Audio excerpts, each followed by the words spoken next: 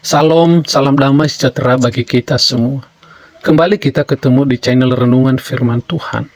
Tujuan renungan ini supaya setiap orang yang percaya kepada Tuhan, yang sedang mengalami tantangan masalah hidup di dalam kehidupannya, mendapatkan kekuatan yang baru dan dapat dipulihkan, dikuatkan melalui kebenaran firman Tuhan. Itulah sebabnya channel ini hadir bagi kita, supaya bertujuan bahwa kita tidak putus asa dalam setiap persoalan masalah yang kita alami. Bahkan, kita juga mengerti bahwa di dalam persoalan itu ada Tuhan yang selalu menyertai dan memberikan kekuatan kepada kita. Itulah sebabnya tiap-tiap hari kita akan merenungkan kebenaran firman Tuhan. Sebelum kita merenungkan kebenaran firman Tuhan, terlebih dahulu kita berdoa di hadapan Allah. Bapa yang ada di dalam surga, yang penuh kasih di dalam setiap kehidupan kami. Kami bersyukur bahwa Tuhan selalu ada bersama kami, yang tidak pernah mengenal musim di dalam kehidupan kami. Itulah sebabnya kami sebagai anak-anak Tuhan yang tetap percaya di hadapan-Mu, kami serukan di hadapan-Mu, berikan bagi kami roh-Mu, berikan bagi kami kekuatan, sehingga semasa kami ada di dalam dunia, kami layak dikatakan bahwa anak-anak Tuhan, karena kami mampu mempertahankan iman kami di hadapan Tuhan. Terima kasih Bapa, berikan bagi kami roh-Mu, sehingga kami mengerti, memahami, dan kami tahu bahwa selalu ada Tuhan bersama-sama dengan kami. Terima kasih Bapa. Inilah doa dan permohonan kami. Dalam nama Tuhan Yesus kami berdoa. Amin. Renungan kita pada saat ini kita ambil di dalam kitab Mazmur pasal 88 ayat 1 sampai ke 19. Doa waktu sakit payah. Nyanyian Jabur Bani Korah untuk pemimpi pujian menurut lagu susahnya penderitaan. Nyanyian pengajaran Heman orang Ezrahi. Ya Allah, ya Tuhan yang menyelamatkan aku berseru-seru di hadapan-Mu siang dan malam. Biarlah doaku sampai ke hadirat-Mu. Dengarkanlah kiranya seruanku, karena jiwaku kenyang dengan kesusahan, dan nyawaku susah mendekati alam kubur. Aku terbilang di antara orang-orang yang turut ke liang kubur, seperti orang yang tak punya pertolongan. Aku ditinggalkan di antara orang-orang mati, seperti orang-orang terbunuh yang terbaring dalam kuburan, yang tidak Kau ingat lagi karena susah terlepas dari tangan-Mu. Engkau menaruh aku dalam liang kubur yang terbawah, di tempat yang gelap lagi malam. Murka-Mu menekan aku, dan Engkau menindih aku dengan segala gelombang-Mu. Engkau menjauhkan kenalan-kenalanku dari diriku, dan Kau jadikan aku sesuatu kekejian bagi mereka. Aku terkurung dan tidak dapat keluar. Mataku redup karena tertekam ya Tuhan. Setiap hari aku berseru kepadamu. Aku menendahkan tanganku kepadamu. Akankah Engkau membuat keajaiban bagi orang-orang mati? Akankah arwah bangkit dan memuji Engkau? Akankah kasih abadi-Mu diberitakan di dalam kuburan, dan kesetiaan-Mu di tempat kebinasaan? Akankah keajaiban-keajaiban-Mu diketahui orang di dalam kegelapan, dan kebenaran-Mu di negeri tempat segala sesuatu dilupakan? Namun aku berteriak minta tolong kepadamu ya Allah. Pada pagi hari doaku sampai ke hadirat-Mu. Ya Allah, mengapa Engkau membuang aku? Mengapa Engkau menyembunyikan hadirat-Mu dari diriku? Sejak masa mudaku aku timpa kesusahan dan hampir mati. Aku putus asa menanggung hal-hal ngeri yang Kau datangkan. Murka-Mu yang menyala-nyala melanda aku, kedahsyatanmu membinasakan aku. Semua itu meliputi seperti banjir sepanjang hari mengepung aku secara serentak. Sahabatku dan rekanku jauh-jauh dari diriku. Kenalan-kenalanku kini adalah kegelapan. Tema kita pada saat ini, percaya bahwa Allah penyelamat di tengah kegelapan. Percayalah bahwa Allah penyelamat di tengah kegelapan. Pernahkah Anda merasa stres dan depresi yang sangat mendalam? Putus asa namun tidak menemukan jalan keluar. Pada saat yang sama Anda juga bergumul dengan perasaan bersalah karena didakwa kurang beriman dan berserah kepada Tuhan. Apa yang harus kita buat ketika mengalami kondisi demikian?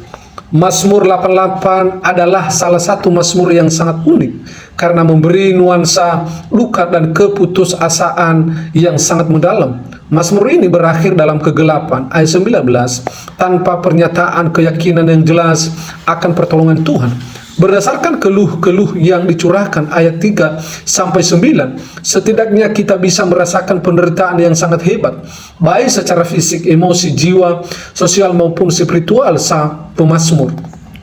Jiwa yang jenuh dengan kesusahan, ayat 4a, hidup di ambang maut, sekarat namun tidak berdaya, ayat 4b sampai 5, ditinggalkan seperti orang mati tanpa harapan, ayat 6, ditempatkan dalam kegelapan yang paling gelap, ayat 7 sampai 8, dijauhkan dan dikucilkan dari teman-teman dan kenalan, ayat 9a, tanpa jalan keluar, ayat 9b, yang penting mengeringkan, ia merasa dibuang dan tidak lagi dipedulikan Allah, ayat 14. Bukan hanya sementara tapi sangat lama dan berkepanjangan. Ia bahkan berkata, semuanya itu sudah ia alami sejak kecil, ayat 16. Ia merasa seakan-akan dihukum sendiri oleh kedahsyatan murka Allah, ayat 17 dan 18. Ia mengalami kehilangan materi, relasi dan koneksi, termasuk kekasih dan teman-teman terdekatnya. Yang tersisa hanyalah kegelapan, ayat 19. Namun pemazmur tetap percaya bahwa Allah adalah penyelamatnya, sehingga ia terus bertekun dan setia dalam segala waktu untuk berseru dan memohon belas kasihan Allah, ayat 2 dan 10. Sekalipun merasa dibuang dan diabaikan, pemazmur tetap terus berdoa di hadapan Allah, ayat 14 dan 15. Mazmur ini mengajarkan kita untuk percaya bahwa Allah adalah penyelamat kita.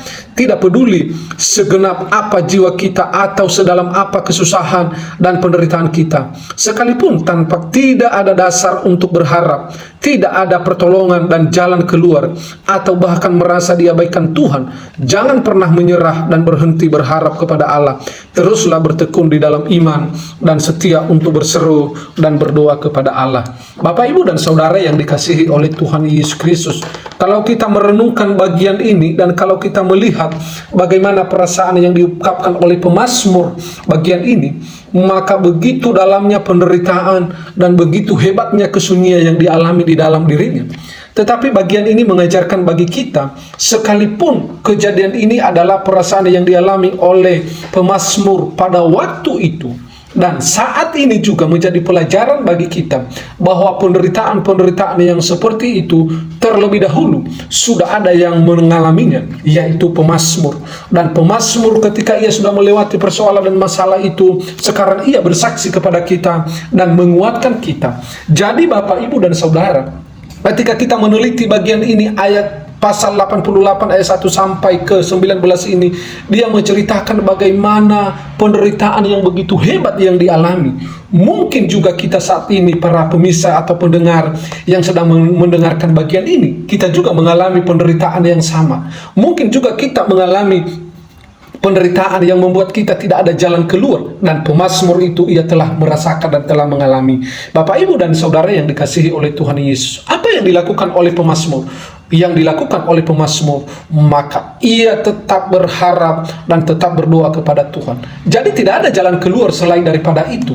Mari kita belajar bersama-sama tentang tindakan pemazmur ini, bahwa yang menguntungkan dia adalah hanya berharap, karena tidak ada sesuatu hal yang bisa dilakukan ketika ia mengalami masalah dan penderitaan yang tidak ada jalan keluar. Oleh karena itu, sekaligus undangan bagi kita bahwa jangan pernah kita tidak berharap kepada Tuhan, karena hanya Tuhan saja yang memampukan kita bisa melewati persoalan dan masa-masa yang sulit yang kita alami. Terima kasih Bapak buat kasih setiamu bagi kami, mengingatkan kami kembali di mana hidup di dalam dunia ini begitu susah dan sulit.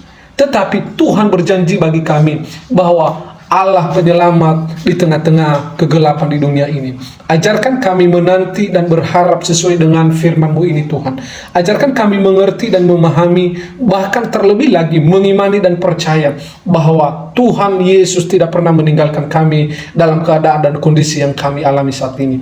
Oleh karena itu kami mohon di dalam nama Tuhan Yesus, berikan roh-Mu bagi kami, berikan kekuatan bagi kami, sehingga kami ini layak dikatakan sebagai anak-anak Tuhan. Dalam nama Tuhan Yesus kami berdoa. Amin. Demikianlah renungan firman Tuhan ini. Semoga Bapak Ibu dapat diberkati. Jika Bapak Ibu diberkati melalui renungan ini, silakan like, komen, dan subscribe, atau tinggalkan pesan-pesan di kolom komentar, atau juga pokok-pokok doa yang bisa kami doakan bersama-sama. Terima kasih. Tuhan Yesus memberkati.